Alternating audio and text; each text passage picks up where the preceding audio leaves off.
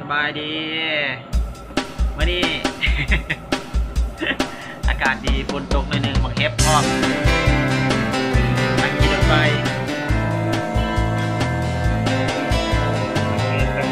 อันนี้สิริครับว่าโค้ชนักมวยในเมียนักห้อง เมียนักห้องแล้วเมียจม ได้เมียนักห้องแล้วเมียจมรถไฟมันมีพื้นที่กว้างก็เลยนั่งคนละบอล แต่งหน้าลิ้น แต่งหน้าเล่นนะซันเดย์ ชาวบ้านเนาะ ไอ้สิฮอดจุดหมายพระสิบ จะไปห้องของเงินยกปลาห้าวหมอนห้อย จักผู้ได้สิพาผู้ได้ไปว่าพากันเบิ่งแผนที่เนี่ยไปโอเปร่าเฮาส์ไปหลายเทื่อแล้วล่ะแต่ละเทื่อก็มีผู้พาไปมื้อนี้เขาปล่อย สุดนี่กันต้อง อันนี้อ้ายกับเอ้ยเป็นมาจากลาวเห็นป่ะ นี่แหละ มาจากเดือน 3 เดือน โอ้ย3 เดือนเหลือเฟือ สับสิเลาะ เป็นพี่น้องของฉันค่ะ เป็นพี่น้องของซาวบ็อกอินเตอร์เดี๋ยวลืมสัมภาษ พ ณ์ วกใส่น้ำเมา ลูกเฮ้ยลูกไพ่ก็ไพ่เมลเบิร์นเหรอ แม่มา เตอร์ ไม่มาลงไปแล้วครับ นักห้องปุกมิวเด้อ นังห้องมุกมิว ปุกมิวอยู่ โอ้ ใน โหอยู่พี่อยู่รถไฟพี่อยู่อันเคมเบอร์ทาวน์อยู่อัน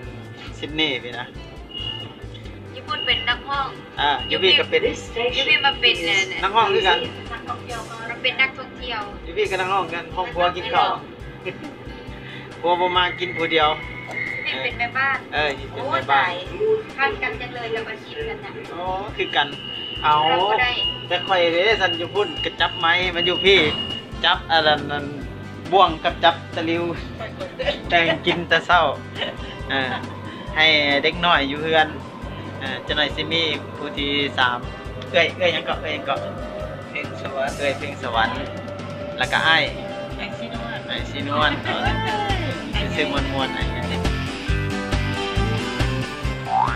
มาฮอดเอาโอเปร่าเฮาส์แล้ววันท่องเที่ยวสำคัญ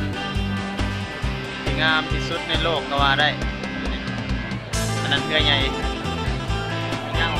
โอเปร่าเฮาส์ไปเอาชิไปหา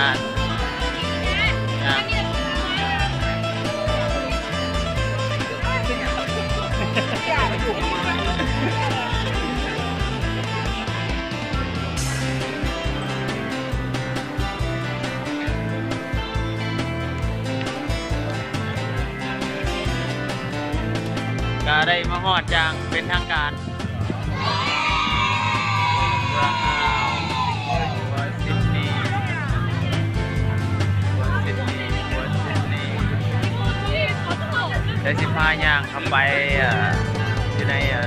โอเปร่าเฮาส์